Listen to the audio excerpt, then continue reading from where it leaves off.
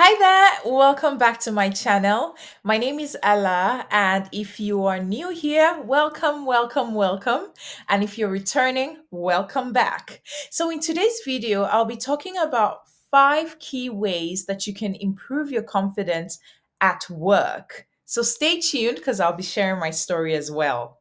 So, my very first point will be know your stuff. It's so important that you understand the intricacies of the work that you do. You understand the fundamental concepts of the work that you do, understand the business, understand the industry, understand what's expected of you day to day at work. If you need to take your training course, if you need to kind of revise any concept, it's important that you do that. Organize a training session either for yourself or among colleagues, and make sure that you understand what is required of you. And this goes hand in hand with applying yourself at work. When you feel like you know what you're about, when you feel like you know what you're doing, confidence will just come naturally. It will be easier for you to show up at meetings, to give opinions, to share feedback, and to just put your hand up and say, oh, I can do this, I can do that. But if you haven't kind of taken out the time to understand what's even required, and then you're feeling kind of lost, that would affect your confidence at work. So, very important, know your stuff, like be the best at what you do. I know people say that a lot, but it's a step by step pattern, so apply yourself at work, so important. Show up every day, do the best that you can. Make sure you're doing your best. The next point is prepare, prepare, prepare. Always be prepared. Don't show up unprepared. And this can be to a presentation, especially if you're organizing the presentation. Send the agenda ahead of time. Let people know what they're expecting. If you need to do some of your homework, do that in the background. Know who needs to be attending the meeting. Have all of them accepted. Do you have all the key people that you need to make decisions at a meeting? These are the kind of things that show whether you're prepared or not. These are the kind of things that can determine how confident you feel when you come on the call and when you interact with your colleagues. So it's so important that you prepare. Prepare if you're going to have a demo, for example. Do you have all your software working? Technology can really mess you up. So you want to make sure that everything that you need is already in place. Think ahead as well, especially if you're managing a team.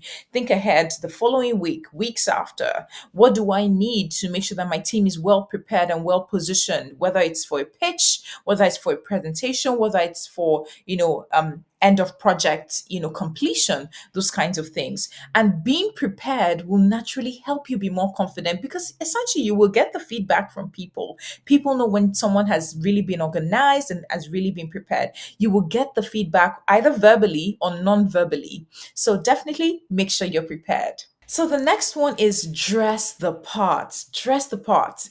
Dressing is so important. How you appear, how you show up helps your confidence. Make sure that you're looking neat, make sure that your hair is done, make sure your nails are done if that's something that that you're interested in or that you do. It's so important that we dress the part because how you first appear to people or approach people, you will kind of tell from their body language how they receive you. And that helps your confidence naturally. My mom used to tell me something where it's like when you're doing, a new presentation or you're meeting a new set of people, just wear something new. It can be earrings, it can be like, it can even be a sock, right? Just wear a new pair of socks, and just the feeling of wearing something new will help your confidence. Show up to people, give them a firm handshake, look people in their eye, smile. It's these little things you will be surprised that help your confidence. If you're going to stand up in front of people and make a presentation, you want to be looking nice. You want to know that you're looking nice. And essentially, when you are comfortable, it will shine through in your confidence, in your self esteem. So, very important, dress the part. And so, my fourth point is to listen more than you speak. A lot of times when we're listening to people, we're actually listening to respond. We're listening to give a feedback and just kind of calculate what we're going to say in our heads. And people can actually tell when you're doing that. And that tends to increase the tension within the conversation because you're not relaxed, you're not feeling calm to actually listen to what they're saying so that you can give response afterwards. And this can make you feel tense and reduce your self-confidence. So what you want to be doing is to listen carefully, understand what they're saying, seek to actually understand what they're saying, and a response will flow naturally. I actually challenge you to try this and you will see. One of the books that I'm reading now, Seven Habits of Highly Effective People, one of the habits the author talks about, is to seek to understand than to be understood. When you give people the space to actually speak and express themselves, and it shows that you are listening with empathy and seeking to understand what they're saying, interestingly, it creates a synergy between yourselves, and it helps the communication flow better.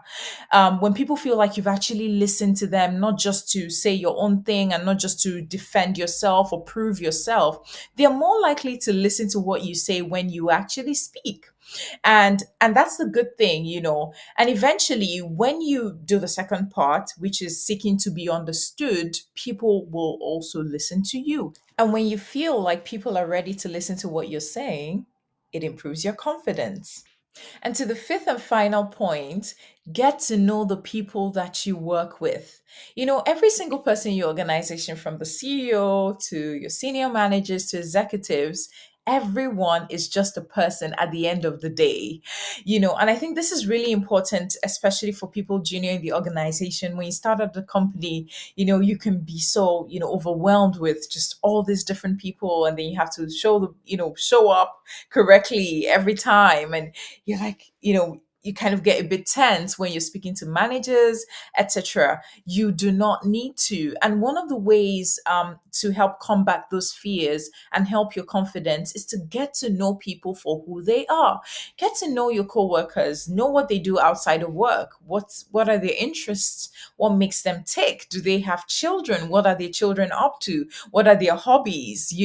When you get to know people on a personal level, it reminds yourself, or it helps remind you that at the end of the day, they're just people. And, this kind of helps you be more confident when you're speaking to them. You speak to them like you're speaking to a friend, for example. Obviously, you still come across as professional, but you're more confident when you're having those conversations. And I'll give you an example. A few weeks back, I was going to do this major client demo to some executives and some senior managers. And because I organized the meeting, the onus was on me to kind of set the tone and set the atmosphere, and just generally set the atmosphere for the call. And when I got on the call, I just asked everybody how they were doing. And actually, one of the executives on the client side mentioned that their 9-year-old was learning Python, and just how what his experience was with that. And then one of the senior managers also mentioned that he was trying to get his son to learn Python. And then I also mentioned that, oh, actually, I teach children how to code in my free time.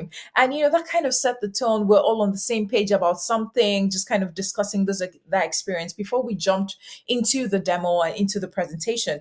And you could actually tell that as we kind of made the transition, people were feeling more comfortable, the atmosphere was relaxed. And even though a demo should have been such a tense thing, it wasn't. And the call really ended on a positive note, on a high note, everybody feeling really good.